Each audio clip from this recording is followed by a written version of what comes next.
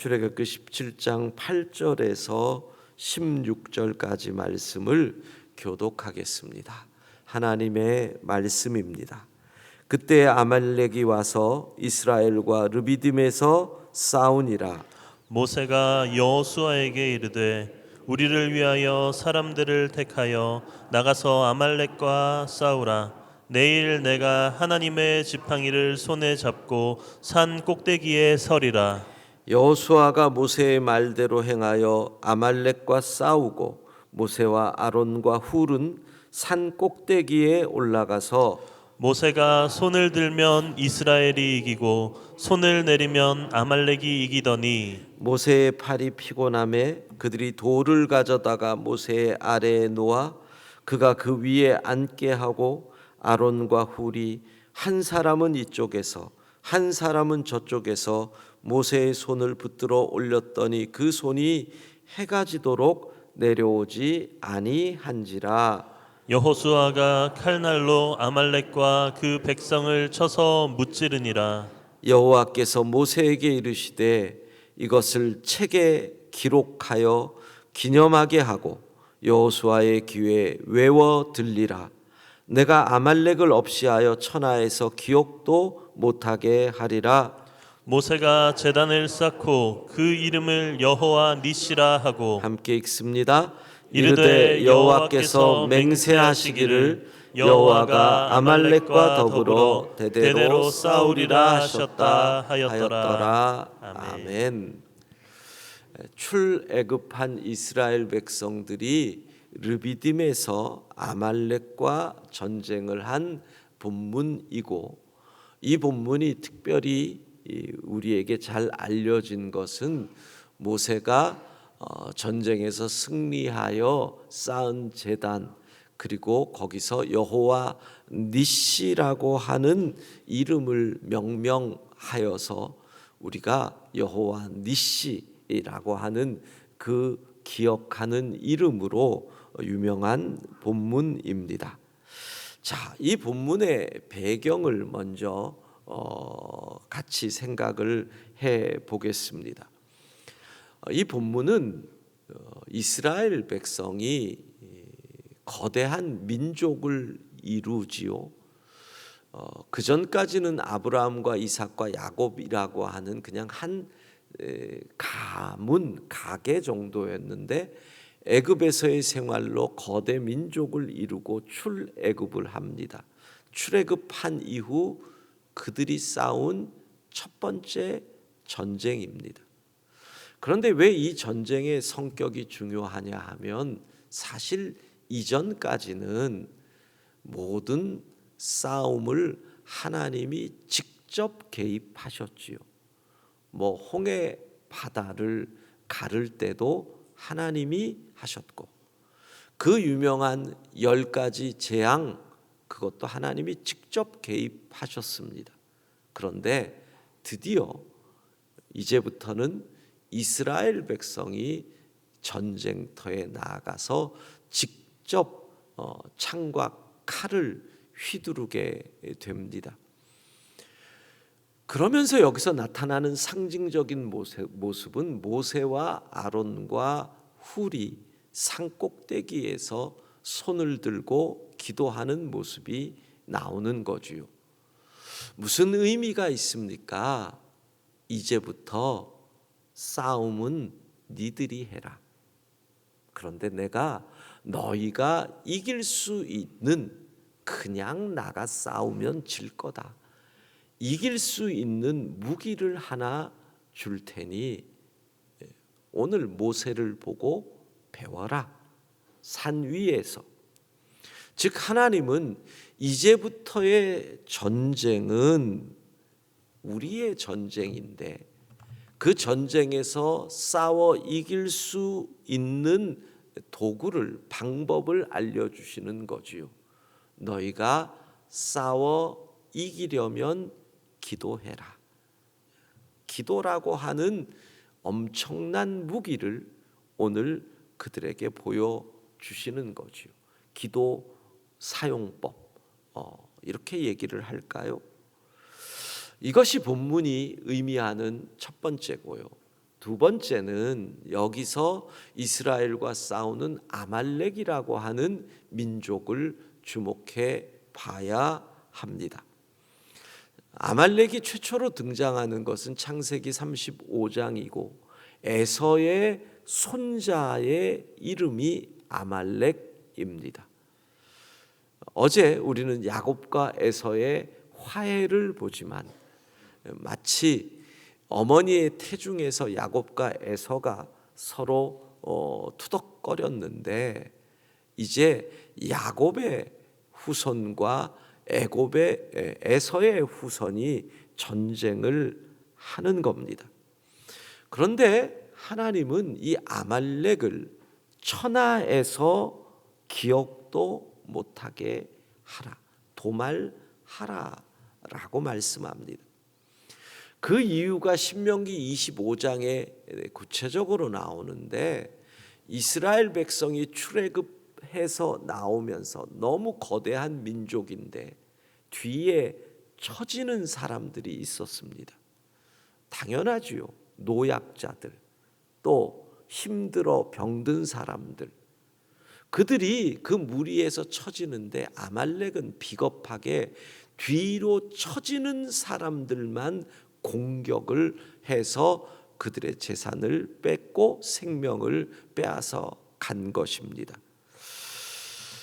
그래서 하나님은 이 아말렉을 용납할 수 없다 하신 거고, 이스라엘 백성은 이 아말렉과 대대로 전쟁을 합니다.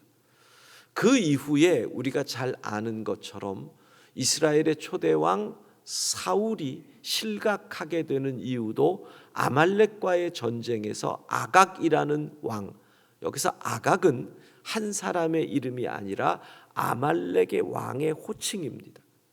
대대로 아각인 거죠. 마치 애굽의 왕이 대대로 파라오인 것과 같습니다.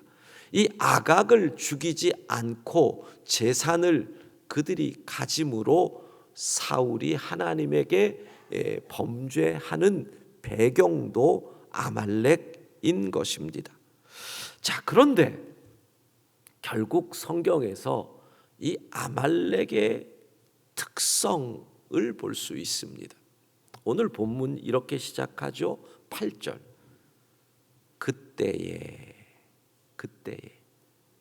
그때가 언제입니까? 바로 위를 보면 알 수 있죠. 르비딤이라고 하는 곳에 나왔는데 출애굽한 이스라엘 백성들이 물이 떨어져 목이 마릅니다. 그리고 모세에게 불평하며 갈등이 일어나지요. 우리가 아는 것처럼 지팡이로 반석을 두들겨서 샘물이 나는 바로 그때에. 아말렉은 언제 옵니까?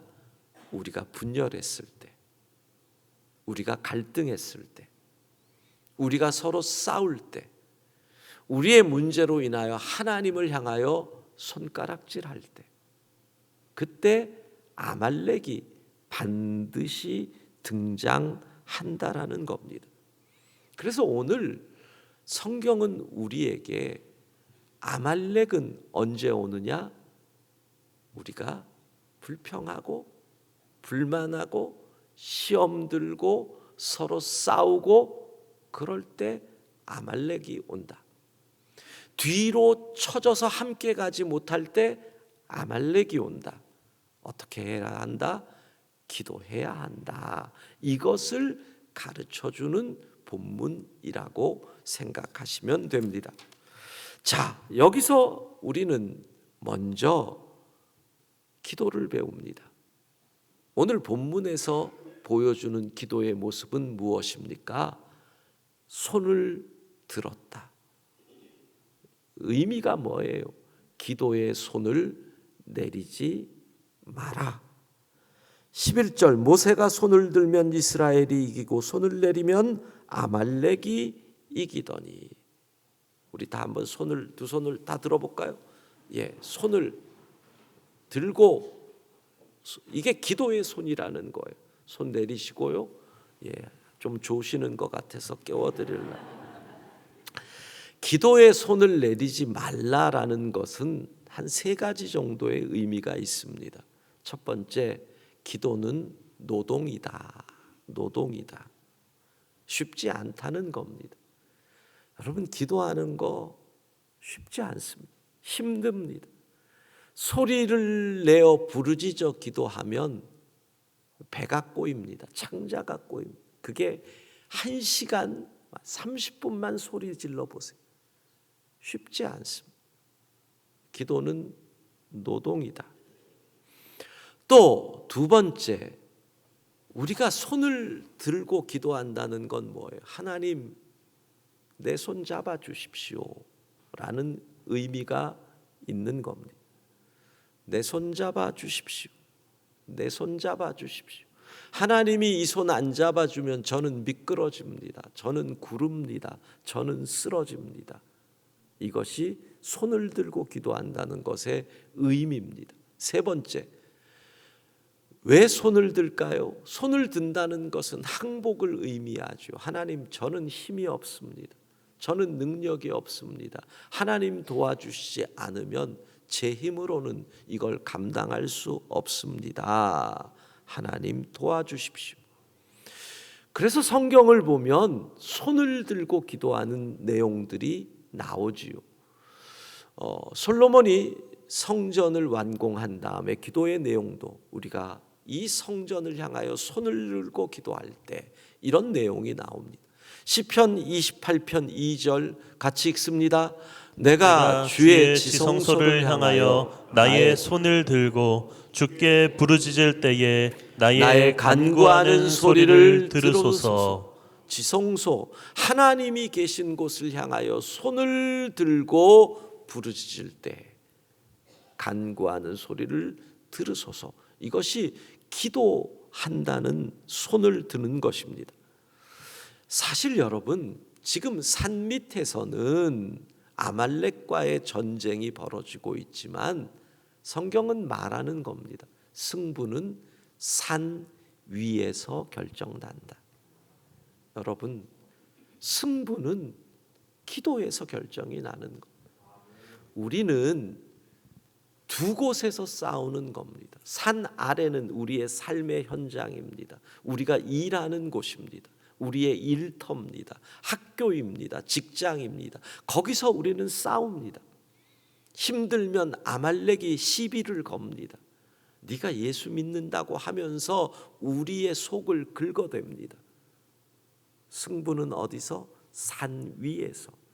기도하는 그곳에서 승부가 결정난다. 이거를 보여주는 것이고, 그래서 기도의 손을 내리지 말라는 거죠. 그리고 두 번째로 오늘 본문은 협력하는 기도의 손을 놓지 말라는 겁니다. 모세가 홀로 기도의 손을 들었을 때 피곤하니 아론과 훌이 그 기도의 손을 붙잡아 주었다. 사실 이 본문은 교회가 전통적으로 담임 목사와 거기에 협력하는 장로님들의 리더십을 설명하는 구절로 사용이 된 것이고, 그것은 합당한 해석이라고 생각을 합니다. 혼자 기도하면 감당할 수가 없습니다. 여러분에게는 협력하는 기도의 사람이 있는지요? 우리가 한 교회를 오래 다닐 때의 유익이 있습니다. 셀에 한 셀에 오래 같이 하고 소그룹에 함께 하면 무슨 유익일까요? 기도의 동역자를 만드는 유익이 있습니다. 여러분은 그런 사람 있나요? 내가 지금 이런 문제 있는데 날 위해 기도해 줘, 부탁할 기도의 사람이 있느냐라는 거죠. 동시에 아론과 훌이 모세의 피곤함을 발견하고 어떻게 합니까? 돌을 가져다 놓고 앉게 하고 그 손을 잡아줍니다. 특별히 내가 말 안 해도 내 모습 보고 내가 쉴 수 있도록 커피라도 한 잔 사주면서, 내가 특별히 말 안 해도 내가 널 위해 기도한다, 힘내라고 하는 아론과 훌이 이 믿음 생활을 하는 교회 내에서 반드시 있어야 한다는 겁니다. 이 기도의 동력자가 있어야 우리는 아말렉과의 전쟁에서 승리할 수 있다는 것이지요. 그런데 여러분, 오늘 결국 성경은 이 얘기를 하는 겁니다. 아말렉은 끊임없이 우리를 노리고 있다는 겁니다. 이 아말렉의 위협이 성경에 또 한 군데 등장하지만 사실 성도들이 잘 모르는 곳이 바로 에스더입니다. 에스더를 보면 유대인들의 대적이 등장하죠. 그가 바로 하만입니다. 하만. 그런데 성경은 에스더 3장 1절을 보면 하만을 아각 사람이다. 아각 사람 함므다다의 아들 하만이다. 학자들은 이 아각 사람이라고 하는 것이 바로 하만이 아말렉인이라는 뜻이라는 겁니다. 아각이 특정한 사람의 이름이 아니라 바로 아말렉의 왕의 호칭이기 때문에 여러분, 사라진 줄 알았던 아말렉이 그 땅, 이스라엘 백성들이 포로로 끌려간 그 땅에 가서 이스라엘 백성을 죽이려고 하고 있습니다. 아말렉은 사라지지 않습니다. 오늘도 우리가 힘들다고 뒤처지면 아말렉이 옆구리를 쑤십니다. 오늘도 우리가 불평하고 불만하고 하나님을 신뢰하지 못하면 어느새 아말렉이 등장을 한다는 겁니다. 그런데 이 아말렉을 어떻게 이기느냐? 에스더 4장 16절 우리 같이 읽습니다. 당신은 가서 수산에 있는 유다인들을 다 모으고 나를 위하여 금식하되 밤낮 3일을 먹지도 말고 마시지도 마소서. 나도 나의 시녀와 더불어 이렇게 금식한 후에 규례를 어기고 왕에게 나아가리니 죽으면 죽으리이다 하니라. 여러분, 여기서 이 에스더 4장 16절에서 에스더가 아말렉을 이기는 법이 나오는데 그 내용이 너무나 르비딤과 비슷하잖아요. 내가 기도하겠다, 금식하며 내가 손들겠다 하나님에게. 그러면서 뭘 부탁해요? 너희도 나를 위해 함께 금식하며 기도해달라. 불임절이 있는 에스더서의 사건은 바로 르비딤 전쟁의 재현입니다. 나는 기도의 손을 내리지 않겠다. 너희가 내 손 붙잡고 함께 기도하면 우리는 아말렉을 물리칠 수 있다는 교훈을 성경은 르비딤 전쟁 이후에 에스더서를 통하여 또 우리에게 보여주고 있는 것입니다. 여러분, 기도의 손을 내리지 않고 함께 기도하면 우리는 반드시 승리할 줄로 믿습니다. 반드시 이깁니다. 반드시. 아말렉은 끊임없이 우리를 공격할 것이고, 어디에서? 우리의 삶의 자리에서, 산 아래에서. 승부는 산 위에서, 기도하는 곳에서. 기도의 손을 내리지 말고 끝까지 기도하여 반드시 승리할 수 있기를 바랍니다. 기도하겠습니다. 자비하신 하나님, 우리의 연약함을 틈타 끊임없이 공격하는 아말렉과의 전쟁에서 무너지지 않기를 원합니다. 기도의 손을 내리지 않게 하여 주옵소서. 합력하여 기도하는 손을 잡고 나아가 아말렉을 무너뜨리고 반드시 승리하게 하옵소서. 오늘도 사순절 새벽 기도에 우리의 기도의 제목에 주님 응답하여 주시고 우리의 자녀들 어느 곳에서 무엇을 하든지 주의 날개 그늘 아래 품어 주옵소서. 예수님 이름으로 기도합니다. 아멘.